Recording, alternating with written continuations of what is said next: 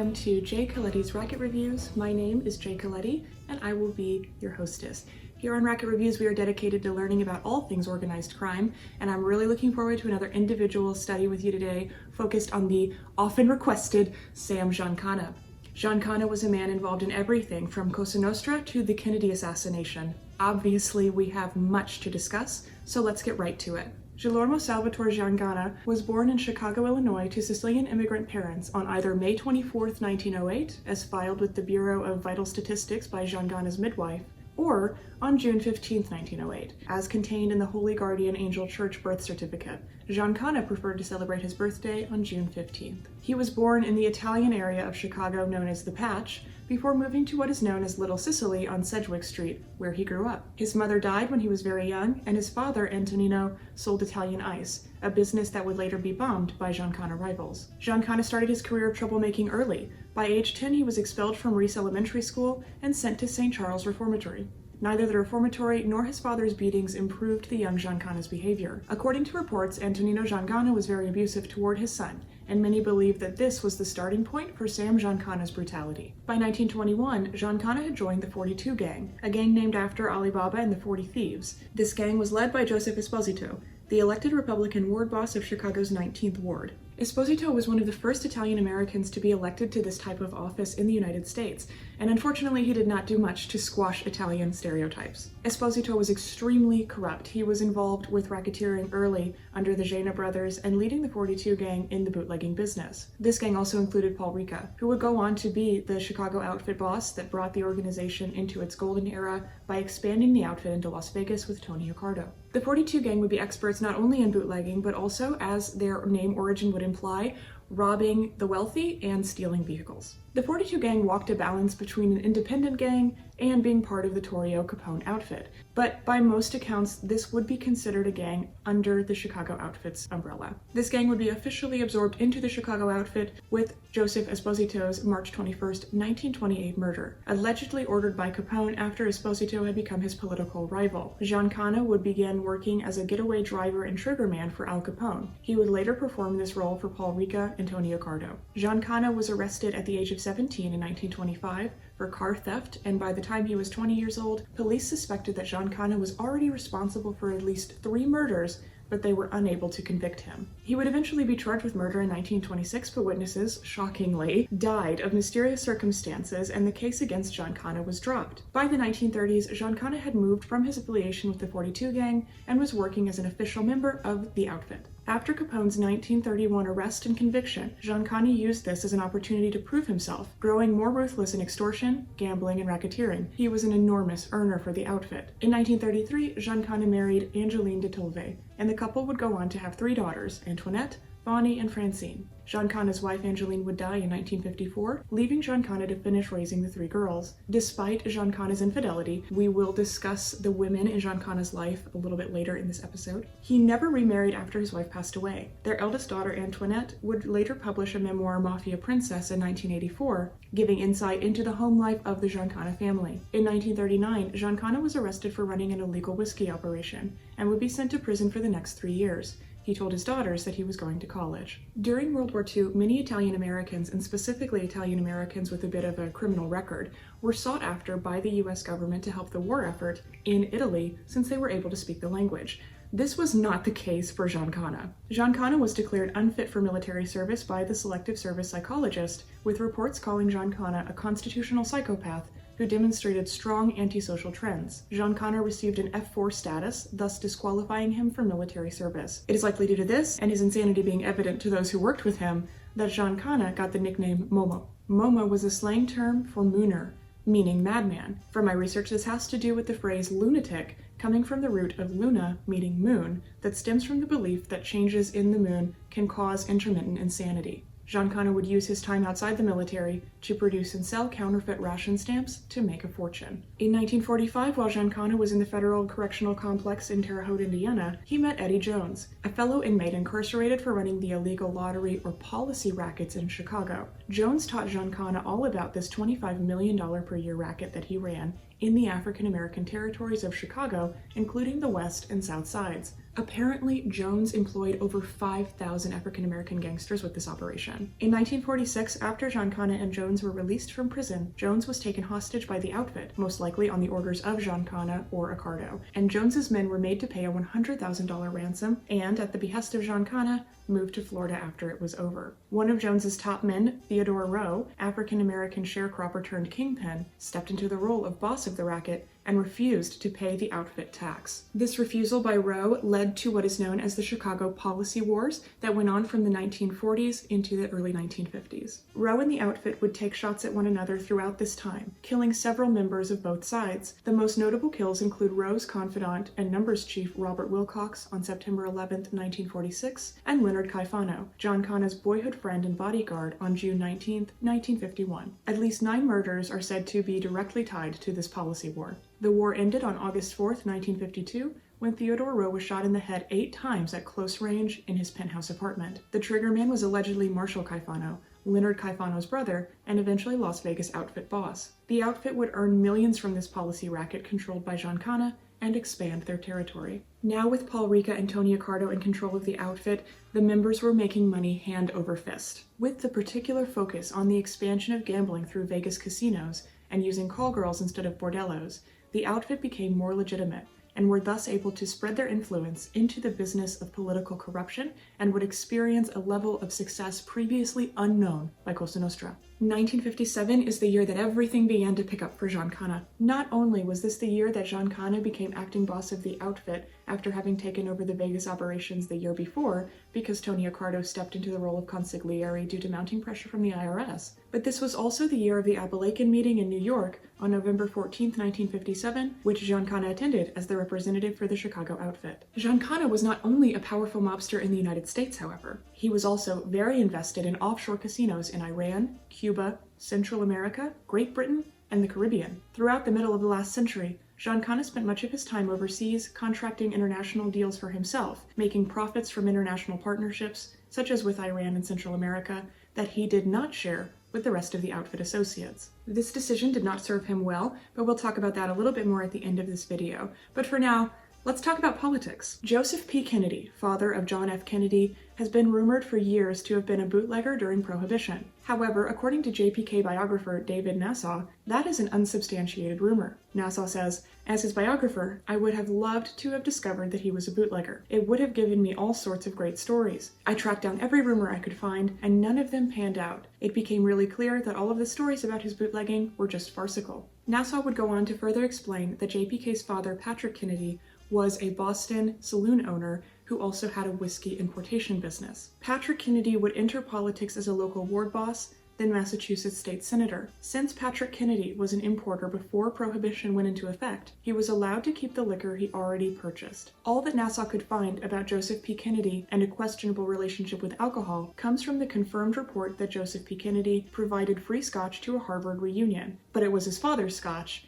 and he didn't sell it, so it technically wasn't considered bootlegging. Now, whether you buy that or not, we can discuss in the comments, but the reason I bring this up is because there is so much conspiracy that encircles the relationship between Giancana and the Kennedys that I wanted to go ahead and set the foundation for you now and get through this with as little theorizing as possible. But here's what we do know. Giancana assisted in John F. Kennedy's successful presidential campaign. He was involved with Kennedy's CIA in attempts to take out Castro, and John F. Kennedy and Giancana shared at least one lover, possibly several. Let's begin with the presidential campaign itself. There are various reports about how exactly Giancana got involved with the Kennedys. Some sources claim that he was familiar with Joseph P. Kennedy during his alleged time as a bootlegger, and when his son began running for president, JPK asked Giancana to assist with the campaign as a favor. According to the memoirs of Judith Exner, however, she was the connection point between John F. Kennedy and Sam Giancana. After the death of his wife in 1954, Giancana began living a boisterous lifestyle, partying, womanizing, and traveling. He became involved with entertainment, with such men as Frank Sinatra,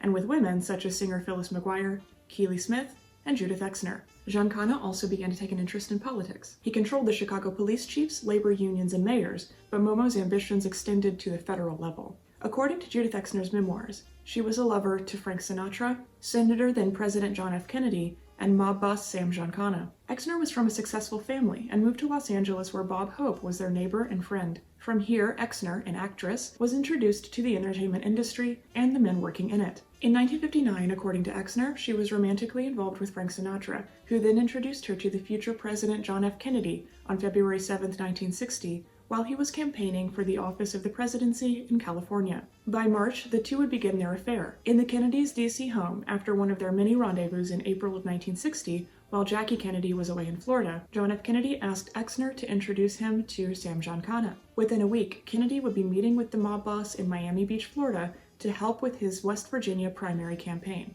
It has also been suggested that Giancana was critical for John F. Kennedy to win the state of Illinois, as he only beat out Nixon by a small margin in Chicago, which won him the presidency. Historians debate on how exactly this manipulation of the Chicago vote might have worked. The leading theory is that the Cook County ballots were stuffed under the leadership of Democrat Mayor Richard Daley. The relationship between Giancana and Kennedy would sour quickly after Kennedy's successful election, as he placed his brother Robert Kennedy into the position of Attorney General. In this position, Robert Kennedy vowed to take down the mob, especially the Chicago outfit. As sour as this relationship may have been, both the Kennedys and the Mafia hated Fidel Castro. For national security purposes, you now had a Russian-friendly island in the heat of the Cold War, just 110 miles off the U.S. mainland, and for organized crime, you have a leader who stepped in and kicked out your organization from what would have been the next cash cow, potentially bigger than even Las Vegas itself. Shortly after Kennedy's election, Giancana, Johnny Roselli, Accardo's Las Vegas representative at the time, and Santo Trafficante, head of the Tampa, Florida family by the same name, were all contracted by the CIA to murder Castro. Both Giancana and Trafficante were on the FBI's most wanted list,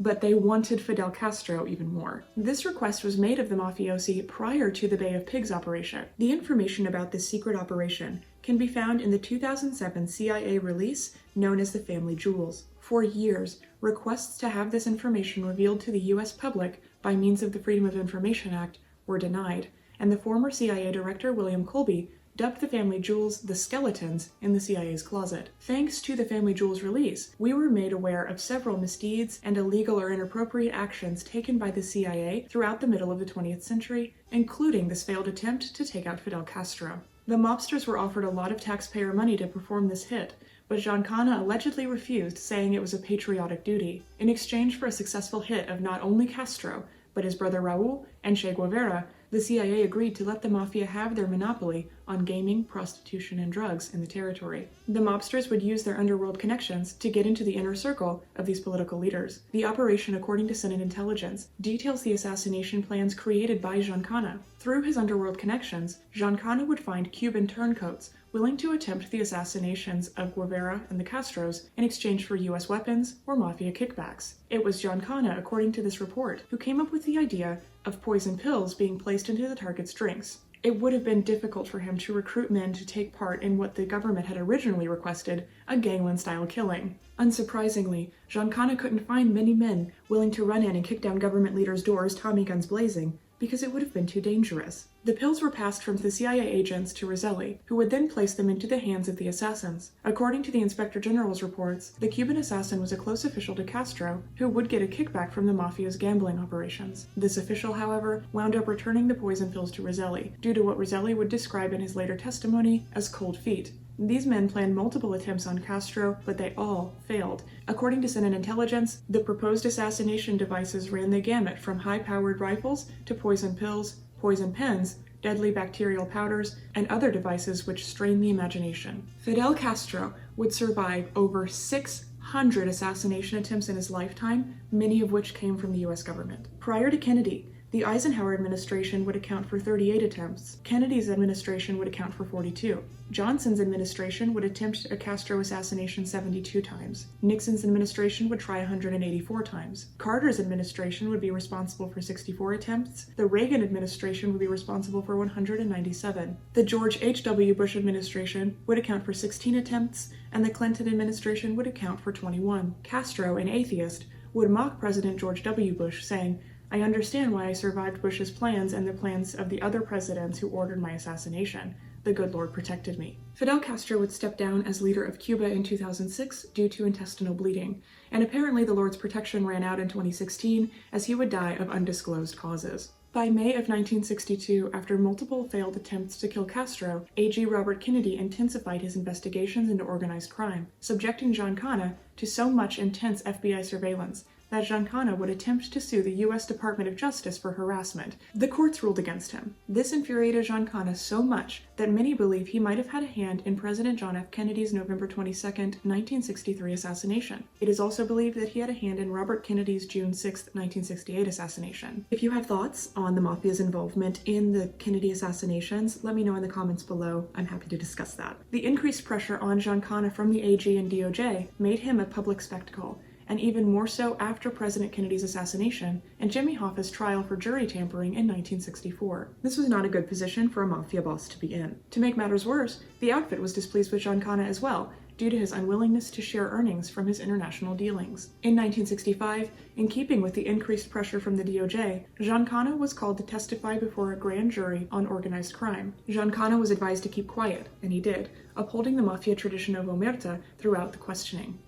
Also, in a Mafia tradition, he was sentenced to 1 year for contempt of a grand jury. While behind bars, he lost his position as acting boss of the outfit. Upon his release from jail, he moved to Cuernavaca, Mexico, but was deported back into the United States by the Mexican government in July of 1974. The Church Committee, formerly known as the United States Senate Select Committee to Study Governmental Operations with Respect to Intelligence Activities, was a select committee chaired by Idaho Senator Frank Church to investigate CIA, FBI, IRS, and NSA abuses. Giancana and Roselli were both called for a hearing focused specifically on the relationship between organized crime and the CIA during the attempted assassinations of Fidel Castro. Giancana was slated to testify on June 19, 1975, but would be killed in his kitchen while frying sausage and peppers just hours before he would go to testify. Giancana would die from 7 bullet wounds to the neck from a .22 caliber pistol. Giancana's caretaker would not find his body until 11 p.m. that night. By the way, Johnny Roselli would testify a few days after this murder, which allegedly